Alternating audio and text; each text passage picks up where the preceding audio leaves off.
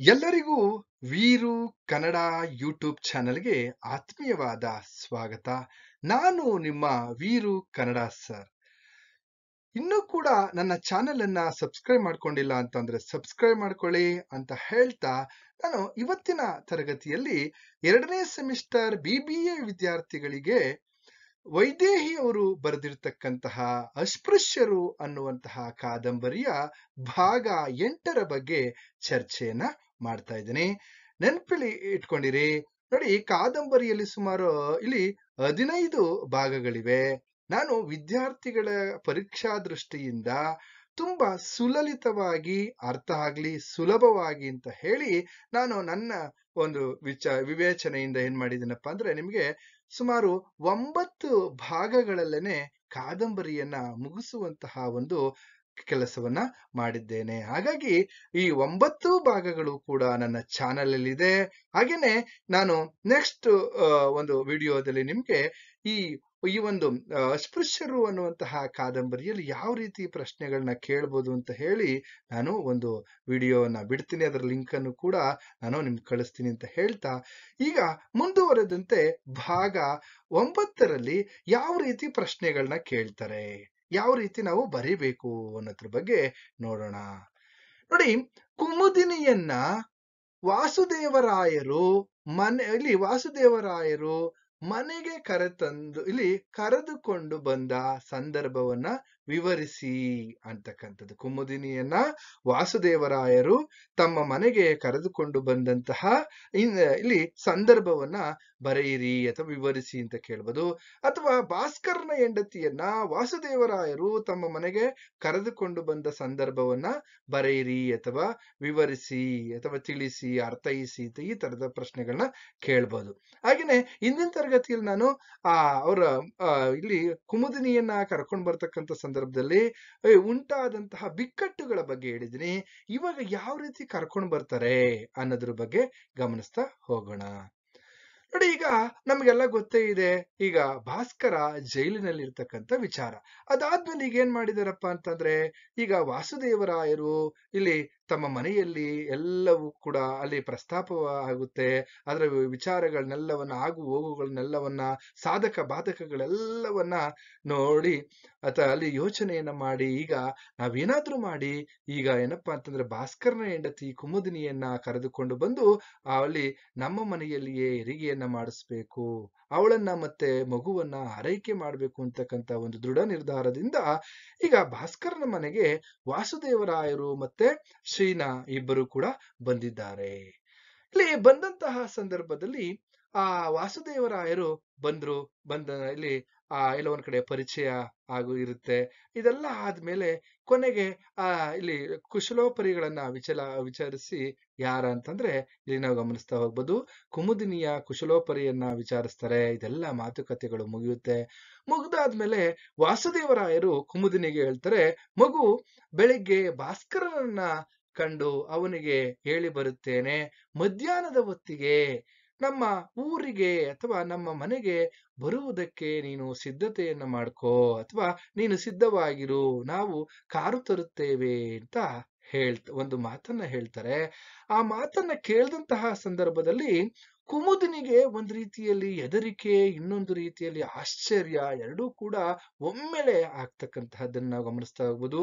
ಇದೇನು ನಮ್ಮ ಜಾತಿ ಏನು, ಇವರ ಜಾತಿ ಏನು? ಯಾಕೆಂದ್ರೆ ಇವ್ರು ನೋಡಿದ್ರೆ ಬ್ರಾಹ್ಮಣರು, ಈಗ ತಮ್ಮ ಮನೆ ಕರ್ಕೊಂಡು ಹೋಗ್ತೀನಿ ಅಂತ ಹೇಳ್ತಾ ಇದಾರಲ್ಲ ಅಂತ ಅವಳಿಗೆ ಆಶ್ಚರ್ಯ ಆಗೋಯ್ತು. ಹಾಗೇನೆ ಇನ್ನೊಂದ್ ಕಡೆ ಕುಮುದಿನಿ ಏನ್ ಮಾಡ್ತಾಳೆ, ನಾನ್ ಬರೋದಿಲ್ಲ ಅಂತಕ್ಕಂತಹ ಮಾತನ್ನ ಹೇಳ್ತಕ್ಕಂಥದ್ದು. ಆಗ ಮತ್ತೆ ಇಲ್ಲಿ ವಾಸುದೇವರಾಯರು ಹೇಳ್ತಾರೆ, ಮಗು ಹೆದರು ಬೇಡ, ನೀನ್ ಯಾಕೆ ಹೆದರ್ತಾ ಇದೆಯಾ? ಈ ಸಮಯದಲ್ಲಿ ನೀನು ಇಲ್ಲಿ ಏಕಾಂಗಿಯಾಗಿ ಅಥವಾ ಒಬ್ಬಂಟಿಯಾಗಿ ಇರೋದು ಸರಿ ಕಾಣೋದಿಲ್ಲ ಅಂತ ಹೇಳಿ, ಹಾಗೇನೆ ಮಗುವನ್ನ ಹೆತ್ತು ಒಂದು 4 ತಿಂಗಳು ಆದ್ಮೇಲೆ ನಾನೇ ನಿನ್ನನ್ನ ಇಲ್ಲಿಗೆ ಕರೆದುಕೊಂಡು ಬಂದು ಬಿಡ್ತೇನೆ, ನೀನು ನಮ್ಮ ಮನೆಗೆ ಬರುವುದಕ್ಕೆ ಸಿದ್ಧಳಾಗು ಅಂತ ಪದೇ ಪದೇ ಹೇಳ್ತಾರೆ. ಯಾಕೆಂದ್ರೆ ಎಲ್ಲೋ ಒಂದ್ ಕಡೆ ಆ ಒಂದು ಮಾನವೀಯ ಗುಣಗಳನ್ನ ನಾವು ಇಲ್ಲಿ ವಾಸುದೇವರಾಯರ ಸ್ವಭಾವದಲ್ಲಿ ಗಮನಿಸ್ತಾ ಹೋಗ್ಬೋದು. ಯಾಕೆಂತಂದ್ರೆ ಜಾತಿಗಿಂತ ಇಲ್ಲಿ ಮನುಷ್ಯತ್ವವೇ ಮುಖ್ಯ ಅಂತಕ್ಕಂಥದ್ದು, ಅಥವಾ ಮನುಷ್ಯನಿಗಿಂತ ಮನುಷ್ಯತ್ವ ಮುಖ್ಯ ಅಂತಕ್ಕಂಥ ವಿಚಾರಗಳನ್ನ ನಾವು ಗಮನಿಸ್ತಾ ಹೋಗ್ಬೋದು. ಯಾಕೆಂದ್ರೆ ಒಬ್ಬ ಮನುಷ್ಯನಿಗೆ ಇನ್ನೊಬ್ಬ ಮನುಷ್ಯನೇ ಇಲ್ಲಿ ಆಗ್ಬೇಕು ಅಂತಕ್ಕಂಥದ್ದು. ಸರಿ ನೀನು ತಯಾರು ಮಾಡ್ಕೋ ಅಂತ ಹೇಳ್ತಕ್ಕಂಥದ್ದು. ಆಗ ಭಾಸ್ಕರ ಇಲ್ಲಿ ನಾವು ಹೇಳ್ತಾರೆ, ಭಾಸ್ಕರನಿಗೆ ಮಾತ್ರ ನಾನು ಮಾವಯ್ಯ ಅಲ್ಲ, ನಿನಗೂ ಕೂಡ ನಾನು ತಂದೆ ಸಮಾನ ಅನ್ನೋದನ್ನ ಮರಿಬೇಡ, ನಾನು ನಿನ್ನ ತಂದೆ ಇದ್ದ ಹಾಗೆ ಎನ್ನುವಂತ ಮಾತನ್ನ ಹೇಳ್ತಾರೆ. ಆದ್ರೂ ವಾಸುದೇವರಾಯರು ಮತ್ತೆ ಮುಂದುವರೆದಂತೆ ತಮ್ಮ ಮಾತನ್ನ ಮುಂದುವರಿಸ್ತಾ, ನಿನಗೆ ಎಲ್ಲೋ ಒಂದ್ ಕಡೆ ಈಗ ನನ್ನ ಬಗ್ಗೆ ಸಂಶಯ ಬಂದಿರ್ಬೋದು, ಅಥವಾ ನನ್ನ ಬಗ್ಗೆ ಅಥವಾ ನನ್ನ ಮೇಲೆ ಅನುಮಾನ ಬಂದಿರ್ಬೋದು. ಯಾಕೆಂದ್ರೆ ಇದ್ದಕ್ಕಿದ್ದ ಹಾಗೆ ಈ ರೀತಿ ಹೇಳ್ತಾ ಇದಾರಲ್ಲ ಈ ಮನುಷ್ಯ ಅಂತ ಹೇಳಿ ನಿನಗೆ ಎಲ್ಲೋ ಒಂದ್ ಕಡೆ ಅನುಮಾನ ಬಂದಿರ್ಬೋದು, ಅದು ಸಹಜ. ಆದರೆ ನೆನಪಿಟ್ಟುಕೋ, ನೋಡಿ ಭಾಸ್ಕರ ಏನ್ ಮಾಡಿದ್ದಾನೆ ಅಥವಾ ಏನ್ ಮಾಡ್ತಾ ಇದ್ದಾನೆ ಅದು ನನ್ನ ಕನಸು, ಅದು ನನ್ನ ಕನಸಾಗಿತ್ತು. ಆದ್ರೆ ಈಗ 60 ವರ್ಷದಿಂದ ಸಮೀಪಿಸ್ತಾ ಇದೆ, ನನಗೆ 60 ವರ್ಷ ಆಗೋಯ್ತು. ಆದ್ರೆ ಈ ನಾನು ಬರೀ ಕನಸಿನಲ್ಲಿಯೇ ಇದ್ದೇನೆ. ಆದರೆ ಭಾಸ್ಕರ ನನ್ನ ಕನಸನ್ನ ಇಲ್ಲಿ ಎಲ್ಲೋ ಒಂದ್ ಕಡೆ ಈ ಸಮಾಜದಲ್ಲಿ ಇರ್ತಕ್ಕಂತಹ ಅನಿಷ್ಟ ಪದ್ಧತಿ, ಈ ಜಾತಿ ಪದ್ಧತಿಯನ್ನ, ಅಸ್ಪೃಶ್ಯತೆಯನ್ನ ಹೋಗಲಾಡಿಸುವಂತಹ ಒಂದು ನಿಲುವನ್ನ, ಒಂದು ಹೋರಾಟವನ್ನ ಮಾಡ್ತಾ ಇದ್ದಾನೆ.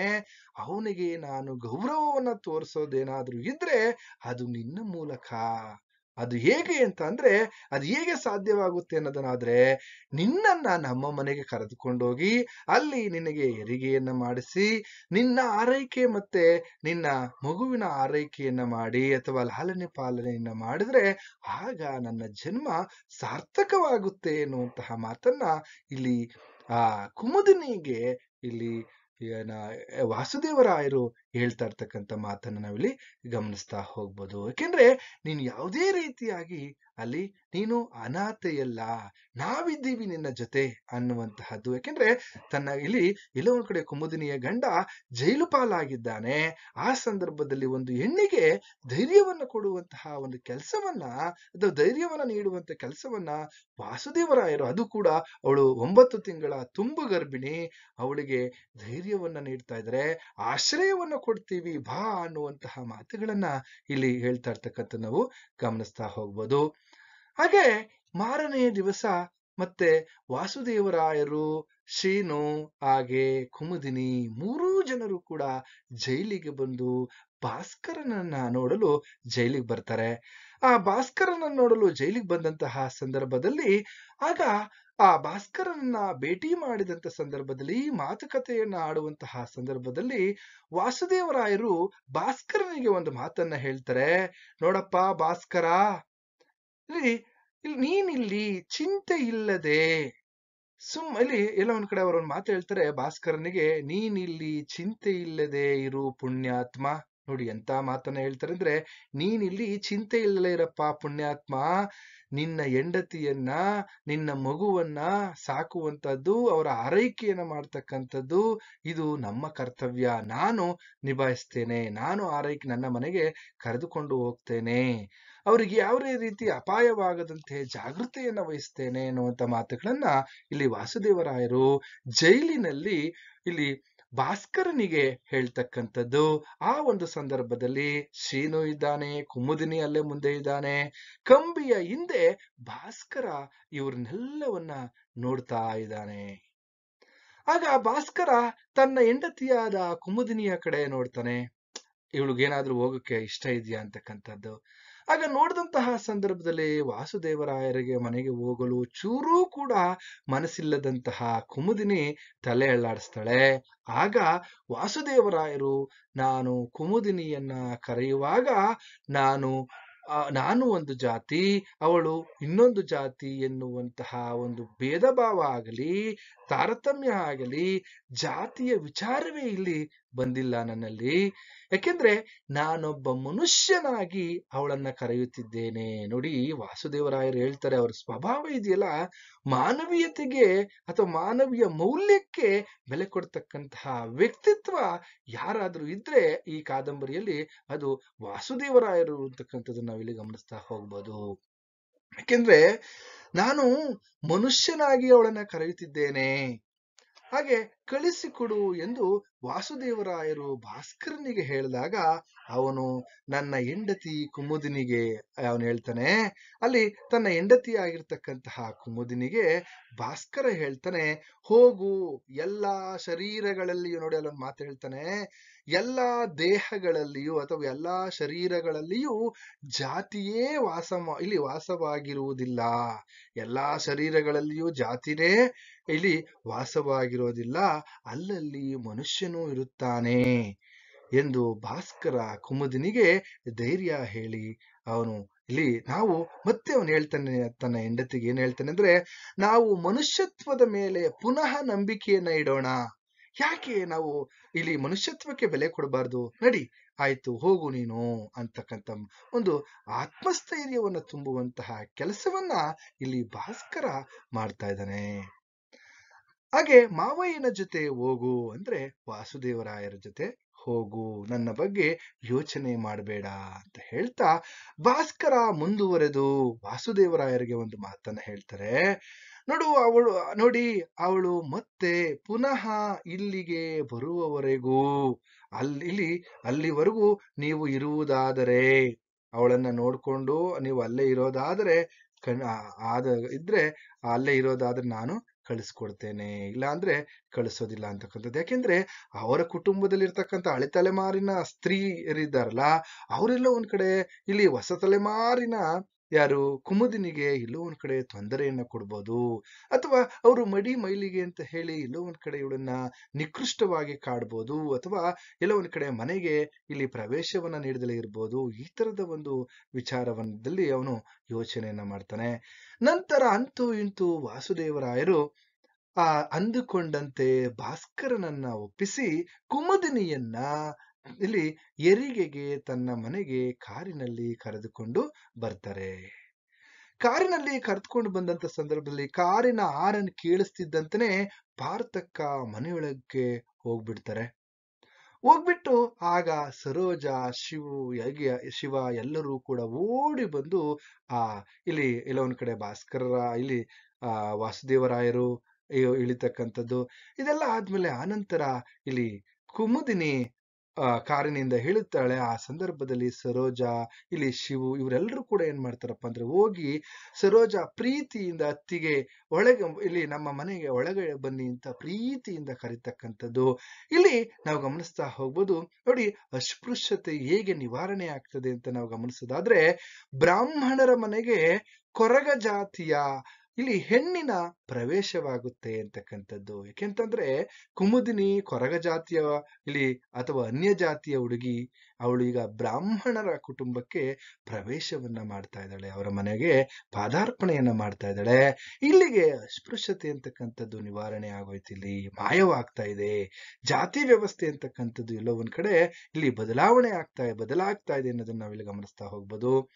ಹಾಗೇನೆ ಇಲ್ಲಿ ಗಮನಿಸಬೇಕಾದಂತ ವಿಷಯ ಏನಂತಂದ್ರೆ, ಮನುಷ್ಯನಿಗಿಂತ ಮನುಷ್ಯತ್ವ ದೊಡ್ಡದು ಎಂಬುವಂತಹ ಒಂದು ವಿಚಾರ ನಮ್ಮಲ್ಲಿ ಗಮನಿಸ್ತಾ ಹೋಗ್ಬೋದು. ಯಾಕೆಂದ್ರೆ ಆ ವಾಸುದೇವರಾಯರ ವ್ಯಕ್ತಿತ್ವ ಇದೆಯಲ್ಲ ನೋಡಿ, ಯಾವುದು ಜಾತಿ ಮತ ಇದ್ಯಾವುದು ಇಲ್ಲ, ಮನುಷ್ಯತ್ವಕ್ಕೆ ಬೆಲೆ ಕೊಡಬೇಕು. ನಾವು ಮನುಷ್ಯರು, ಮಾನವ ಜಾತಿ ತಾನೊಂದೇ ಒಲಂ ಅನ್ನುವಂತಹ ಪಂಪನ ಉಕ್ತಿ ಇಲ್ಲಿ ನಾವು ಗಮನಿಸ್ತಾ ಹೋಗ್ಬೋದು. ಅವರ ಒಂದು ಸ್ವಭಾವದಲ್ಲಿ ಮನುಷ್ಯನಿಗೆ ಆಗ್ಬೇಕು ಅಂತಕ್ಕಂಥದ್ದು, ಅಲ್ಲಿ ಆ ಹೆಣ್ಣನ್ನ ತನ್ನ ಮನೆಗೆ ಕರ್ಕೊಂಡು ಬರ್ತಕ್ಕಂತಹ ಒಂದು ಮಹತ್ ಕಾರ್ಯವನ್ನ ವಾಸುದೇವರಾಯರು ಮಾಡ್ತಕ್ಕಂಥದ್ದು. ನಂತರ ವಾಸುದೇವರಾಯರು ಮನೆಯವರಿಗೆ ಕುಮುದಿನಿಯ ಬಗ್ಗೆ ಯಾರಾದರೂ ಅಡ್ಡ ಮಾತನ್ನ ಆಡಿದರೆ ಅಂತಕ್ಕಂಥ ಎಚ್ಚರಿಕೆಯ ಮಾತುಗಳನ್ನು ಕೂಡ ನೀಡ್ತಾರೆ. ಆಗ ಗೌರಮ್ಮ ಎಲ್ಲ ನನ್ನ ಹಣೆ ಬರಹ ಅಂತ ಹೇಳ್ತಕ್ಕಂಥದ್ದು. ಇದಾದ್ಮೇಲೆ ನಂತರ ಸರೋಜ ಇಲ್ಲಿ ಒಂದ್ ಕಡೆ ಅಮ್ಮ ಕಾಫಿ ಮಾಡಿಕೊಟ್ಟಿರ್ತಕ್ಕಂಥದ್ದನ್ನ ಲೋಟಕ್ಕೆ ಹಾಕೊಂಡು ಬಂದು ಇಲ್ಲಿ ಕುಮುದಿನಿಗೆ ಕೊಡ್ತಕ್ಕಂಥದ್ದು. ಇದೆಲ್ಲವನ್ನ ಆದ್ಮೇಲೆ ಕೊನೆಗೆ ವಾಸುದೇವರಾಯರು ಮನೆಯನ್ನೆಲ್ಲ ಒಮ್ಮೆ ನೋಡ್ತಾರೆ, ಅಲ್ಲಿ ಗೌರಮ್ಮನವರು ಕಾಣೋದಿಲ್ಲ. ಆ ಗೌರಮ್ಮನವರು ಕಾಣದಲ್ಲೇ ಇರ್ತಕ್ಕಂತಹ ಸಂದರ್ಭದಲ್ಲಿ ಎಲ್ಲೋದ್ರು ಏನು ಅಂತ ಹೇಳಿ ಬಾವಿ ಇತ್ತಲಿನ ಕಡೆ ನೋಡ್ತಾರೆ, ಬಾವಿಯಲ್ಲಿ ನೋಡ್ತಾರೆ, ಎಲ್ಲೂ ಕಾಣೋದಿಲ್ಲ. ಆದ್ರೆ ಕೊನೆಗೆ ಅವರು ದೇವರ ಕೋಣೆಯಲ್ಲಿ ಇರ್ತಾರೆ. ದೇವರ ಕೋಣೆಯಲ್ಲಿದ್ದಾಗ ತುಂಬಾ ಆತ್ಮೀಯವಾಗಿ ಅವರ ಪಕ್ಕದಲ್ಲಿ ಕುಳಿತುಕೊಂಡು ಆ ಪಾರ್ಥಕ್ಕನಿಗೆ ಮನಪರಿವರ್ತನೆಯನ್ನ ಮಾಡುವಂತ ಕೆಲಸವನ್ನ ಮಾಡ್ತಾರೆ. ನೋಡು, ಈ ತುಂಬಿದ ಬಸರಿ, ನಿನ್ನ ಸೊಸೆ ಮನೆಗೆ ಬಂದಿದ್ದಾಳೆ, ಈಗೆಲ್ಲ ಮಾಡೋದು ಚೆನ್ನಾಗಿರಲ್ಲ. ಅವಳನ್ನ ಪ್ರೀತಿಯಿಂದ ಮಾತನಾಡಿಸುವಂತಕ್ಕಂತಹ ಈ ಮಡಿವಂತಿಕೆ ತುಂಬಿರ್ತಕ್ಕಂತಹ ಈ ಯಾರು ಆ ಪಾರ್ಥಕ್ಕನಿಗೆ ಇಲ್ಲಿ ವಾಸುದೇವರಾಯರು ಹೇಳಿದಂತಹ ಸಂದರ್ಭದಲ್ಲಿ ಅವರು ಪಾರ್ಥಕ ವಾಸುದೇವರಾಯರಿಗೆ ಎಲ್ಲೋ ಒಂದ್ ಕಡೆ ಬೈತಾರೆ, ನೀನು ನನ್ನ ಹತ್ತಿರ ಬರಬೇಡ, ಇವತ್ತಿಗೆ ನಾನು ಸತ್ತೆ. ಹಾಗೆ ನೀನೇನು ಭಾರಿ ಒಳ್ಳೆ ಕೆಲಸ ಮಾಡ್ಬಿಟ್ಟಿದೀಯಲ್ಲ, ಇಂದು ಮುಂದೆ ಯೋಚನೆ ಮಾಡಿದ್ರೆ ಆ ಕೊರಗ ಜಾತಿಯ ಹುಡುಗಿಯನ್ನ ನಮ್ಮ ಮನೆಗೆ ಕರ್ಕೊಂಡು ಬಂದಿದ್ದೀಯಲ್ಲ, ನಮ್ಮ ಮನೆತನವನ್ನ ಹಾಳು ಮಾಡ್ಬಿಟ್ಟೆ ನೀನು. ಹಾಗೆ ಹೀಗೆ ಎಲ್ಲ ಒಂದ್ ಕಡೆ ನಮ್ಮ ಮನೆಯನ್ನ ಕೊರಗರ ಜಾಗವನ್ನಾಗಿ ಮಾಡ್ಬಿಟ್ಟೆ ಅಂತಕ್ಕಂತಹ ಮಾತುಗಳನ್ನ ಹೇಳ್ತಾ ದೇವರ ಕೋಣೆಯಲ್ಲಿದ್ದಂತಹ ಸಾಲಿಗ್ರಾಮಗಳನ್ನ, ಇಲ್ಲಿ ಗ್ರಾಮವನ್ನ ಎಲ್ಲ ಒಂದ್ ಕಡೆ ಮುಟ್ತಕ್ಕಂಥ, ನೋಡು ಇವನ್ನೆಲ್ಲ ಮುಟ್ಟಬೇಡ, ಹೋಗು, ನೀನು ಅವಳನ್ನ ಮುಟ್ಟು, ಎಲ್ಲೋ ಒಂದ್ ಕಡೆ ಇಲ್ಲಿ ಇವನ್ನೆಲ್ಲ ಅಸ್ಪೃಶ್ಯತೆ ಮಾಡಬೇಡ ಅಂತಕ್ಕಂಥ ಮಾತುಗಳನ್ನ ಇಲ್ಲಿ ಪಾರ್ಥಕ ಹೇಳ್ತಕ್ಕಂಥದ್ದು. ಅದಾದ್ಮೇಲೆ ಅಲ್ಲೊಂದು ಮಾತನ್ನ, ಅಂದ್ರೆ ಈ ಸಾಲಿಗ್ರಾಮ ಅಂತಂದ್ರೆ ದೇವರನ್ನ ಇಲ್ಲಿ ಒಂದು ವಿಗ್ರಹ ಅಂತ, ಒಂದು ಕಲ್ಲಿನ ವಿಗ್ರಹ ಅಂತ ನಾವು ಕರಿತಾ ಹೋಗ್ತೀವಿ. ಅಲ್ಲೇ ಒಂದು ಪೂಜಿಸುವಂತಹ ಒಂದು ಶಿಲೆ ಅಂತಕ್ಕಂಥದ್ದನ್ನ ನಾವಿಲ್ಲಿ ಗಮನಿಸ್ತಾ ಹೋಗುದು. ಅವನ್ನ ಅಥವಾ ದೇವರನ್ನ ಪೂಜೆ ಮಾಡ್ತಕ್ಕಂಥ ಪರಿಕರಗಳು ಅಂತಕ್ಕಂಥದ್ದು, ಅಥವಾ ಅದನ್ನೇ ಒಂದು ಶಿಲೆ ಅಂತಕ್ಕಂಥದ್ದು, ಒಂದು ಕಲ್ಲು. ಅದಕ್ಕೆ ಇವ್ರೇನ್ ಮಾಡ್ತಾ ಇದಾರಪ್ಪ ಅಂತಂದ್ರೆ, ಒಂದ್ ರೀತಿಯಲ್ಲಿ ಪೂಜಿಸ್ತಕ್ಕಂತಹ ಸಾಲಿಗ್ರಾಮ ಅಥವಾ ಶಿಲೆಯನ್ನ ಇವ್ದ್ಯಾವುದು ಮುಟ್ಟಬೇಡ ಅಂತ ಹೇಳಿದ ಸಂದರ್ಭದಲ್ಲಿ ಆಗ ವಾಸುದೇವರಾಯರು ಒಂದು ಮಾತನ್ನ ಹೇಳ್ತಾರೆ, ನಿಜಕ್ಕೂ ಕೂಡ ಅವಳನ್ನ ಒಪ್ಪದೇ ಇದ್ದರೆ, ನೋಡು, ಅವಳನ್ನ ಒಪ್ಪದೇ ಇದ್ದರೆ ಈ ಸಾಲಿಗ್ರಾಮ ಎದ್ದು ತಾನಾಗಿಯೇ ಬಾವಿಗೆ ಇಲ್ಲಿ ಹಾರಬೇಕು. ಇದು ನಿಜವಾದ ಸತ್ಯ ಹಾಗಾದ್ರೆ ಅಂತಕ್ಕಂಥದ್ದು. ಯಾಕೆಂದ್ರೆ ಇಲ್ಲಿ ದೇವರಿಗೂ ಕೂಡ ಮೈಲಿಗೆ ಇದೆಯಾ? ಇಲ್ಲ. ಯಾಕೆಂದ್ರೆ ಈ ಜಾತಿ ವ್ಯವಸ್ಥೆಯನ್ನ ಸೃಷ್ಟಿ ಮಾಡಿರ್ತಕ್ಕಂಥವ್ನು ಯಾರು? ಮನುಷ್ಯ ಅನ್ನುವಂತಹ ವಿಚಾರವನ್ನ ಇಲ್ಲಿ ಪಾರ್ಥಕ್ಕನಿಗೆ ತಿಳಿಸುವಂತ ಒಂದು ಪ್ರಯತ್ನವನ್ನ ಮಾಡ್ತಾರೆ. ಆದ್ರೆ ಅವಳು ಅಲ್ಲಿ ಪಾರ್ಥಕ್ಕನವರು ಯಾವುದಕ್ಕೂ ಇಲ್ಲಿ ತಯಾರಿರೋದಿಲ್ಲ. ಆಗ ಪಾರ್ಥಕ್ಕ ಹಾಗೆಲ್ಲ ಏನು ಇಲ್ಲ, ಇದು ಕಲಿಯುಗ, ಕಲಿಯುಗದಲ್ಲಿ ಏನ್ ಬೇಕಾದ್ರೂ ಆಗ್ಬೋದು ಅನ್ನುವಂತ ಮಾತನ್ನ ಮತ್ತೆ ಹೇಳ್ತಕ್ಕಂಥದ್ದು. ಇಷ್ಟೆಲ್ಲ ಆದ್ಮೇಲೆ ನಾನು ಬದುಕಿರುವಾಗಲೇ ನನ್ನ 11ನೇ ದಿನವನ್ನ, ನನ್ನ ತಿಥಿಯನ್ನ ಮಾಡ್ಬಿಟ್ಟೆ ನೀನು ಅಂತಕ್ಕಂತಹ ಮಾತನ್ನ ಬೈತಕ್ಕಂಥದ್ದು.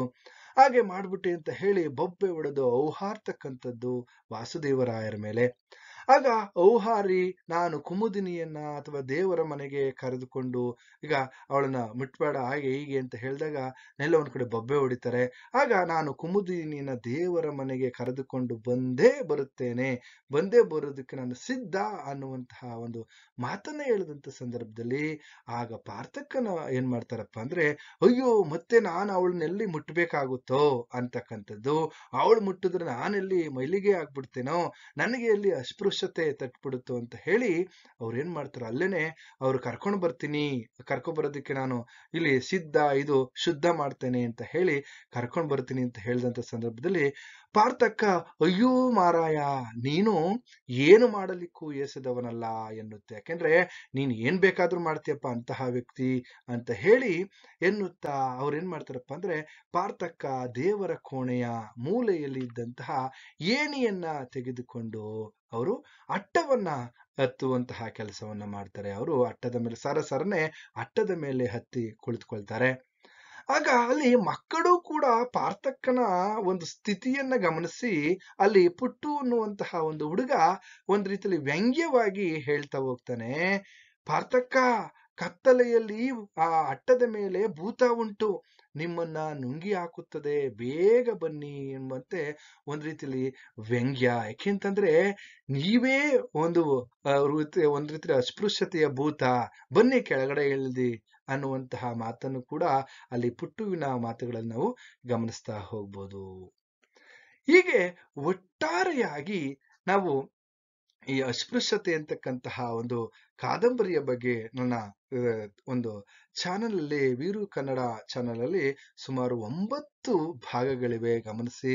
ನಿಮಗೆ ಅತಿ ಹೆಚ್ಚು ಅಂಕವನ್ನ ಪಡೆದುಕೊಳ್ಳೋದಕ್ಕೆ ಉಪಯೋಗ ಆಗುತ್ತೆ ಅಂತ ಹೇಳಿ, ಒಟ್ಟಾರೆಯಾಗಿ ನಾವು ಈ ಕಾದಂಬರಿಯಲ್ಲಿ ಯಾವ ವಿಚಾರಗಳನ್ನ ತಿಳ್ಕೊಬೋದಪ್ಪ ಅಂದ್ರೆ, ಇಲ್ಲಿ ಸಮಾಜದಲ್ಲಿ ಜಾತಿ ವ್ಯವಸ್ಥೆಯನ್ನ ಇಲ್ಲಿ ಮೆಟ್ಟಿ ನಿಂತಹ ಅಕ್ಷರಸ್ಥ ಸಮಾಜದ ಪ್ರತಿನಿಧಿಗಳಾಗಿ ಸೀನು, ಹಾಗೇನೆ ಅಥವಾ ಸೀನಾ ಅಂತಾನೆ ಕರಿತೀವಿ, ಸರೋಜ, ಹಾಗೇನೆ ಇವರೆಲ್ಲ ಹೊಸ ತಲೆಮಾರುಗಳಾದ್ರೆ, ಆದ್ರೆ ಹಳೆ ತಲೆಮಾರಿನ ಇಲ್ಲಿ ಅಥವಾ ಇನ್ನೊಂದ್ ಕಡೆ ಭಾಸ್ಕರ ಬಹುಮುಖ್ಯವಾಗಿ, ಹಾಗೇನೆ ಹಳೆ ತಲೆಮಾರಿನ ಇನ್ನೊಂದು ವ್ಯಕ್ತಿತ್ವ ಯಾರಪ್ಪ ಅಂದ್ರೆ ವಾಸುದೇವರಾಯರ ದಿಟ್ಟತನ ಇಲ್ಲಿ ಬಹುಮುಖ್ಯವಾಗಿ ಈ ಕಾದಂಬರಿಯಲ್ಲಿ ನಾವು ಗಮನಿಸ್ತಾ ಹೋಗ್ಬೋದು. ಅದಾದ ನಂತರದಲ್ಲಿ ಈ ಕಾದಂಬರಿಯಲ್ಲಿ ಹಳೆ ತಲೆಮಾರಿನ ಸ್ತ್ರೀ ಪಾತ್ರಗಳಲ್ಲಿ ಇರುವಂತಹ ಮಡಿವಂತಿಕೆ ಮತ್ತು ಅಸ್ಪೃಶ್ಯತೆ ಇವು ಹೇಗೆ ಆಳವಾಗಿ ಬೇರು ಬಿಟ್ಟಿವೆ ಎಂಬುದನ್ನ ನಾವು ಈ ಕಾದಂಬರಿಯ ಮೂಲಕ ತಿಳಿಬಹುದು ಅಂತ ಹೇಳ್ತಾ, ಇಲ್ಲಿಗೆ ಈ ತರಗತಿಯನ್ನ ಮುಗಿಸ್ತಾ ಇದ್ದೀನಿ ಅಂತ ಹೇಳ್ತಾ ಎಲ್ಲರಿಗೂ ಶುಭವಾಗ್ಲಿ.